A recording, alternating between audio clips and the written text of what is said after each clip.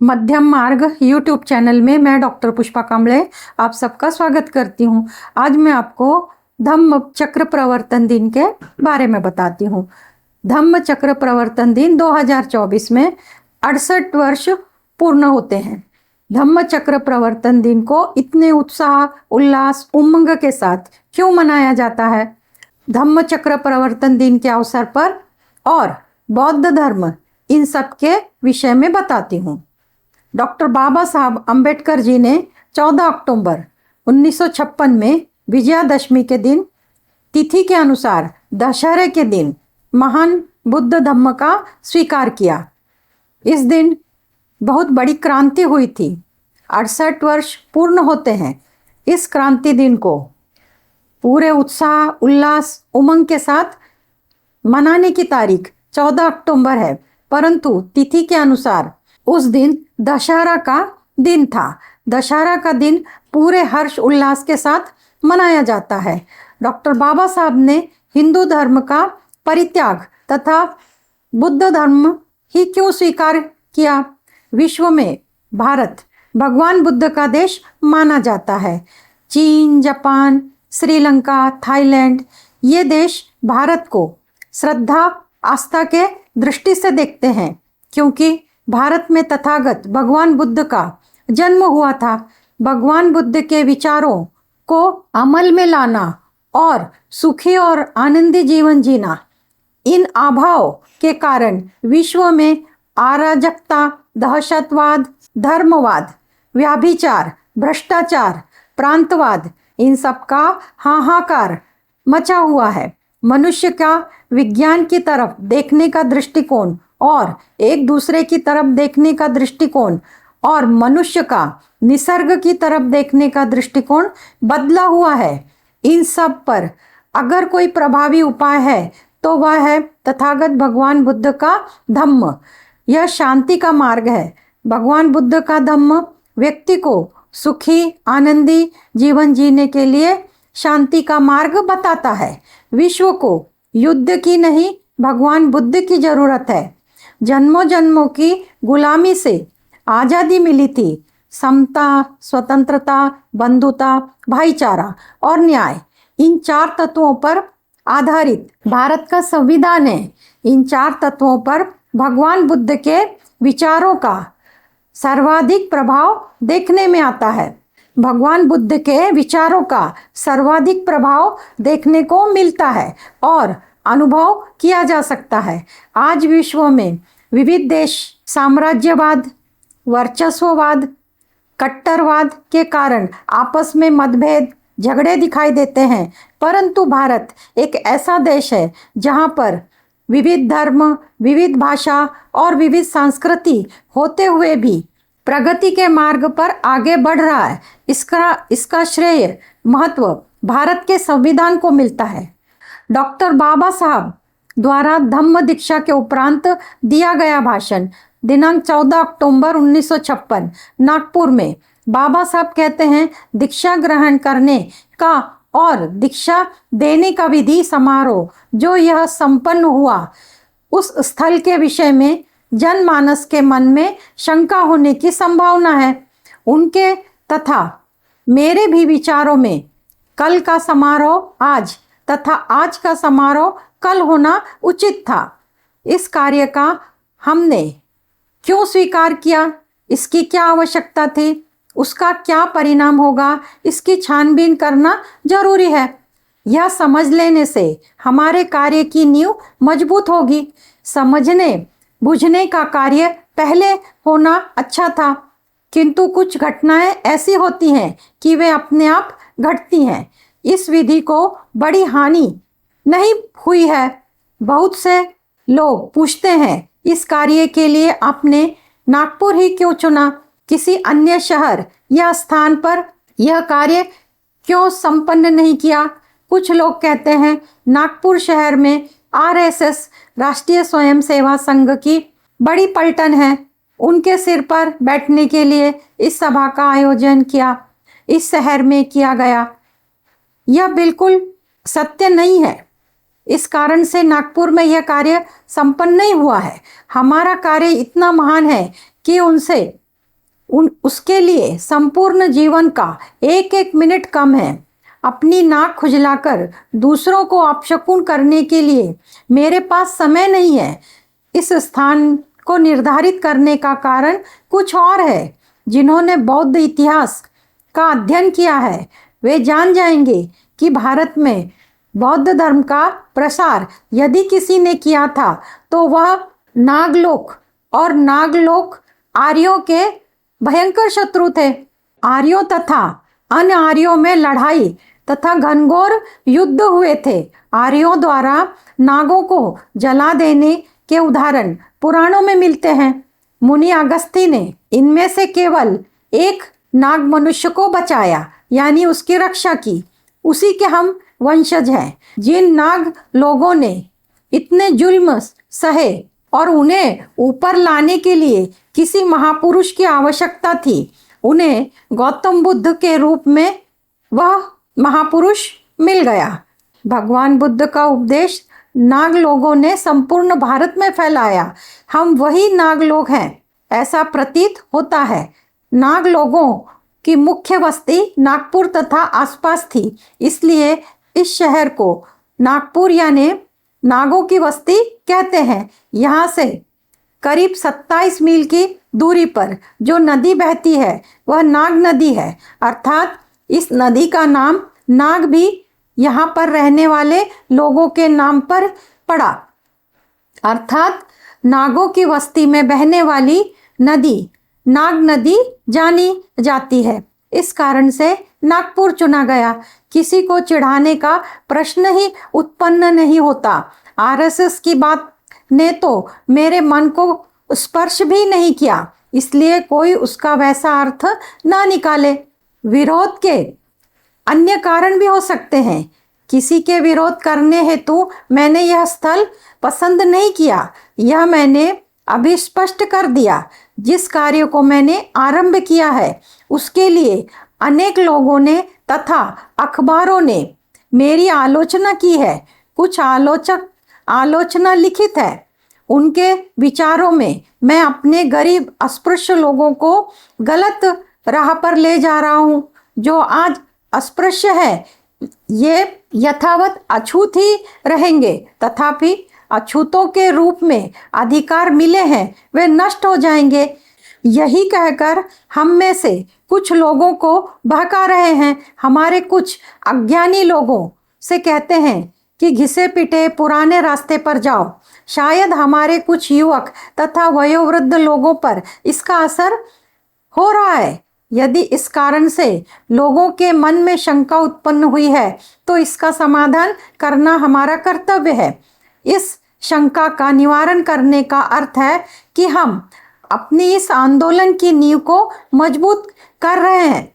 पिछली बार हम लोगों ने मृत मांस भक्षण का विरोध करने के लिए आंदोलन किया।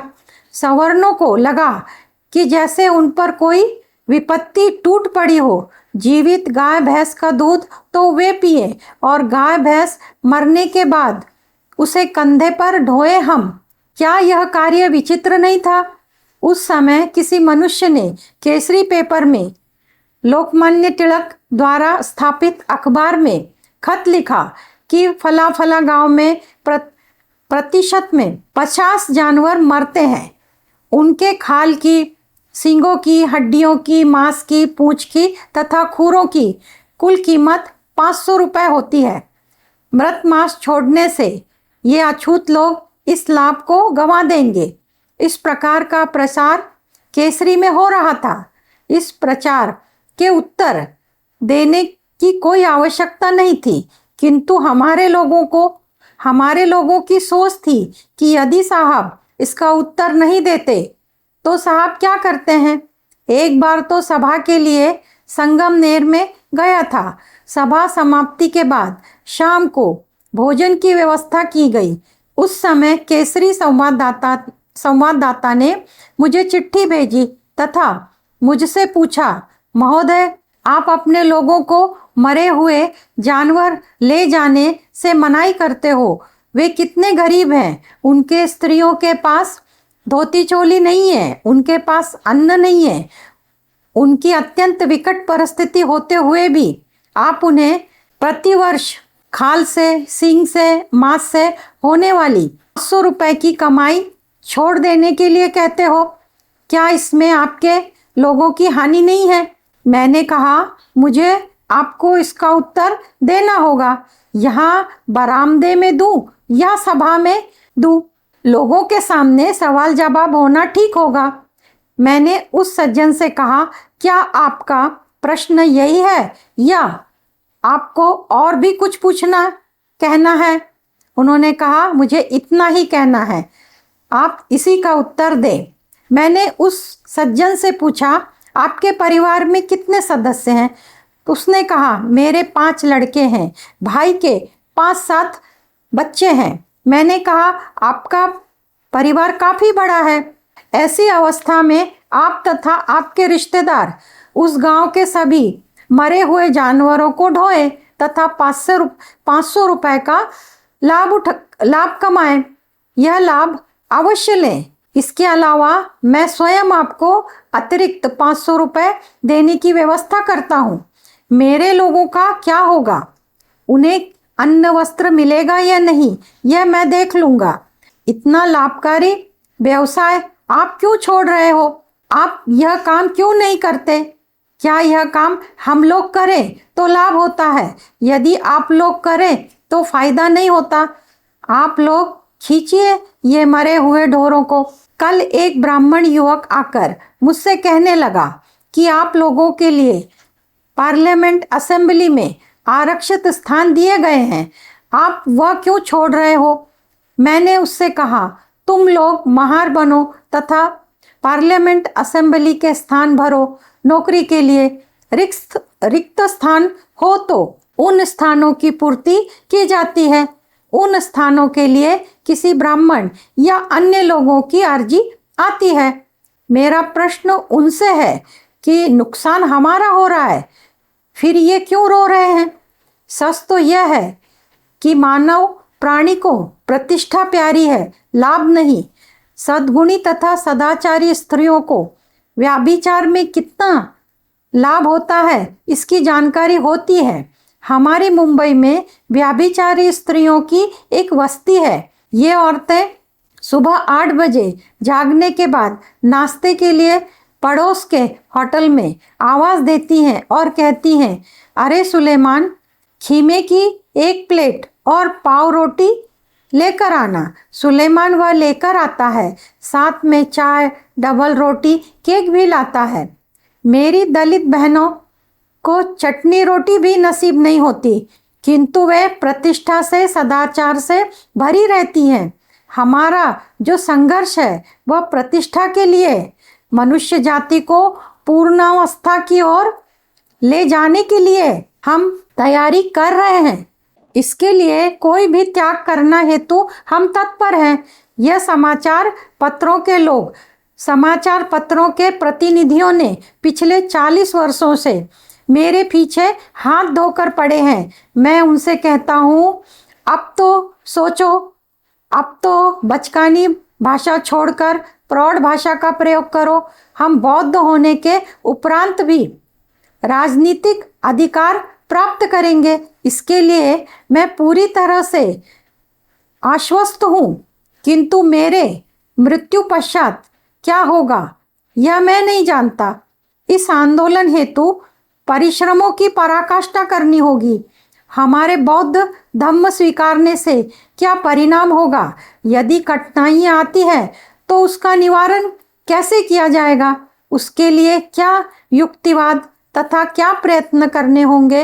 इन सब का मैंने पूर्ण विचार किया है। मेरी झोली में सब भरा हुआ है। जो भरा हुआ है वह किन किन चीज़ों से भरा हुआ है, इसकी मुझे जानकारी है। वे अधिकार जो हमने प्राप्त किए हैं, मैंने अपने लोगों के लिए प्राप्त किए हैं। जिसने यह अधिकार प्राप्त कराए हैं वह निश्चित ही उन्हें फिर से प्राप्त कराएगा। इन अधिकारों और सुविधाओं को प्राप्त कराने वाला मैं ही हूँ और मुझे विश्वास है कि मैं उन्हें पुनः प्राप्त कराऊंगा। इसलिए वर्तमान में मुझ पर विश्वास करना होगा। विरोधी प्रचार तथ्यहीन है, यह मैं सिद्ध कर दूंगा। मुझे एक बात का आश्चर्य हो रहा है, चारों तरफ इतना विवाद हो रहा है, किंतु किसी भी व्यक्ति ने मुझे बौद्ध धर्म ही क्यों स्वीकारा यह प्रश्न नहीं पूछा। किसी अन्य धर्म का स्वीकार न करते हुए इसी धर्म को क्यों स्वीकार किया गया? यह किसी भी धर्मांतर आंदोलन का मुख्य तथा महत्वपूर्ण प्रश्न होता। धर्मांतर करते समय किसी धर्म का किस लिए स्वीकार करना है यह जानना परखना चाहिए। हमारे हिंदू धर्म का त्याग का आंदोलन 1935 में येवला में एक प्रस्ताव पारित कर प्रारंभ किया था। यद्यपि मेरा जन्म हिंदू में हुआ है, किंतु मेरी मृत्यु हिंदू धर्म में नहीं होगी, यह प्रतिज्ञा मैंने की थी और कल मैंने यह सच कर दिखाया। मुझे इतना आनंद हुआ है मानो मुझे नरक से मुक्ति मिली है, ऐसा मैं अनुभव करता हूँ। मुझे अंध भक्तों की आवश्यकता नहीं है। जिन्हें बौद्ध धम्म में आना है वे सोच समझकर बौद्ध धम्म को मान्य करें। मेरा जैसा कष्टमय जीवन जिंदगी में किसी ने नहीं बिताया, इसलिए सुख समाधान के अभाव से जीवन कितना कष्टमय होता है मैं जान सकता हूँ। आर्थिक उन्नति हेतु संघर्ष अनिवार्य है, यह मैं मानता हूँ। मैं इस संघर्ष के विरुद्ध नहीं हूँ। मनुष्य की आर्थिक उन्नति होनी चाहिए। जिसका शरीर और मन मजबूत होगा वह हिम्मत वाला होगा, किसी भी अवस्था में संघर्ष करके विजय प्राप्त करेगा। यह विश्वास जिसमें होगा वही सफल होगा। हिंदू धर्म में ऐसी विचित्र सिद्धांत प्रणाली ग्रंथित की गई है कि उसमें कोई उत्साह अनुभव नहीं किया जा सकता। मनुष्य को निरुत्साहित कराने वाली अवस्था हजारों वर्ष कायम रही तो ज्यादा से ज्यादा कलम घिसकर पेट पालने वाले क्लार्क पैदा होंगे। इसके सिवाय क्या होगा? इस देश में हजारों वर्ष से निराशा में रहने वाली व्यवस्था का वातावरण है। जब तक यह वातावरण कायम है तब तक हमारी उन्नति के लिए उत्साह उत्पन्न नहीं होगा। इस विषय में इस धर्म में रहकर हम कुछ भी नहीं कर सकते। मनुस्मृति में चतुर्वर्ण व्यवस्था मनुष्य के लिए घातक है। हिंदू धर्म में सम्मान नहीं है। एक समय जब मैं गांधी से मिलने गया था तब उन्होंने कहा कि वे चातुर्वर्ण मानते हैं। मैंने कहा आप जैसे महात्मा चातुर्वर्ण मानते हैं, परंतु यह चातुर्वर्ण कैसा और कौन सा है? सीधा है या उल्टा है? आरंभ किस ओर से है और अंत कहाँ है? गांधी जी ने इन प्रश्नों के उत्तर नहीं दिए और उत्तर देंगे भी भला क्यों? जिन लोगों ने हमारा नाश किया उनका नाश भी इसी धर्म से होगा। हिंदू धर्म पर मेरा निरर्थक आरोप नहीं है। हिंदू धर्म से किसी का उद्धार नहीं हो सकता। यह धर्म मरा हुआ है। यह देश विदेशियों के कब्जे में क्यों गया? 1945 तक यूरोपियों से युद्ध चालू थे। जितनी सेना मरती रिक्रूट भर्ती में उतनी सेना आगे आती थी। उस समय किसी ने यह नहीं कहा कि हमने युद्ध जीता, हमारे देश का तो सब कुछ निराला है। क्षत्रिय मर गए तो हम समाप्त। यदि हमें शस्त्र धारण करने का अधिकार दिया होता तो यह देश पराधीन में नहीं जाता। फिर कोई इस देश पर विजय प्राप्त नहीं कर सकता था। बौद्ध धर्म में 75वीं सदी भिक्षु ब्राह्मण थे, किंतु बुद्ध ने कहा भिक्षुओं तुम विभिन्न देशों से विभिन्न जातियों से आए हो। जिस प्रकार नदियां अपने प्रदेश से बहती हैं तब वे पृथक पृथक होती हैं। जब वे समुद्र में मिलती हैं तो वह पृथक नहीं होती, एक रस तथा समान होती है। बौद्ध धर्म समूह के समान है। इस संघ में सभी समान है। नदी समुद्र में विलीन होने के बाद यह पानी गंगा का है या यह पानी महानदी का है, यह पहचानना असंभव है। उसी प्रकार बौद्ध धर्म में प्रवेश करने पर अपनी जाति नष्ट हो जाती है। सभी समान होते हैं, ऐसी समानता का उपदेश करने वाले केवल एक ही महापुरुष हैं, वह है भगवान बुद्ध। कुछ लोग मुझसे कहते हैं, आपने धर्मांतर के लिए इतना विलंब क्यों किया? आप इतने दिन क्या करते रहे थे? यह महत्वपूर्ण प्रश्न है। धर्म समझाने का कार्य सरल नहीं है। यह एक व्यक्ति का काम नहीं है। धर्म के विषय में कार्य करने वाले कोई भी मनुष्य यह समझ सकता है कि मुझ पर कितनी जिम्मेदारी है, उतनी विश्व में किसी अन्य व्यक्ति पर नहीं। यदि मुझे आयु लाभ हुआ तो नियोजित कार्य करूंगा। महार यदि बौद्ध होता है तो क्या होगा? मेरा इनसे निवेदन है कि वे ऐसा ना कहे, यह उनके लिए खतरनाक होगा। वरिष्ठ तथा धनवान वर्गों को धर्म की आवश्यकता नहीं होती। धर्म की आवश्यकता गरीबों को और पीड़ितों को होती है। धर्म आशावादी बनाता है, इसलिए गरीब और पीड़ित मनुष्य प्राणी धर्म से जुड़ा रहता है। कुछ लोग कहेंगे कि बौद्ध धर्म महार मांगों का और अछूतों का है। ब्राह्मण लोग भगवान बुद्ध को अरे गौतम पुकारते थे। इस प्रकार ब्राह्मण बौद्ध को नीचा दिखाते थे। विश्व में केवल बुद्ध का नाम ही विख्यात है। बौद्ध धर्म का प्रचार होना चाहिए। हमें नया रास्ता मिल गया है। यह आशा का दिन है, उत्कर्ष का मार्ग है। यह मार्ग कोई नया नहीं है। यह मार्ग कहीं बाहर से नहीं आया। यह मार्ग यहीं का है, भारत का ही है। इस देश में 2000 साल से बौद्ध धर्म था। सच तो यह है कि हमने पहले ही बौद्ध धर्म स्वीकार क्यों नहीं किया, इसका हमको खेद है। भगवान बुद्ध द्वारा बनाए गए सिद्धांत चिरंजीवी हैं, किंतु बुद्ध ने ये तो दावा नहीं किया था कि काल के अनुसार परिवर्तन की व्यवस्था की है। इतनी उदारता अन्य किसी धर्म में नहीं है।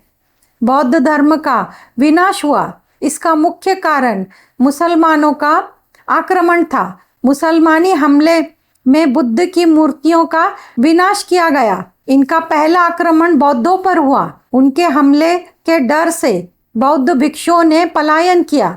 कोई तिब्बत गया, कोई चीन गया, और धर्म की रक्षा करने के लिए उपासकों की आवश्यकता होती है।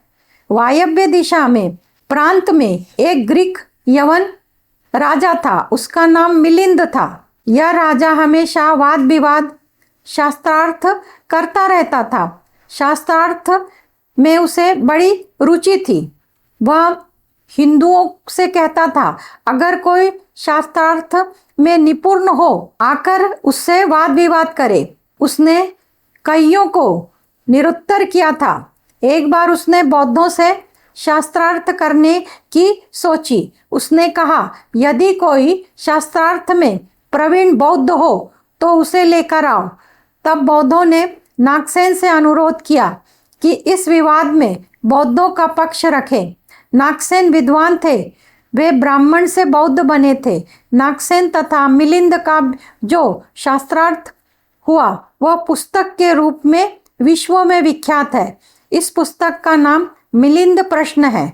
शास्त्रार्थ में मिलिंद ने नागसेन से प्रश्न पूछा, धर्म की ग्लानि या अवनीति क्यों प्राप्त होती है? नागसेन ने उत्तर दिया, 3 कारण बताए। प्रथम कारण, कोई धर्म कमजोर नहीं होता। उस धर्म के मूल सिद्धांत में गंभीरता नहीं होती।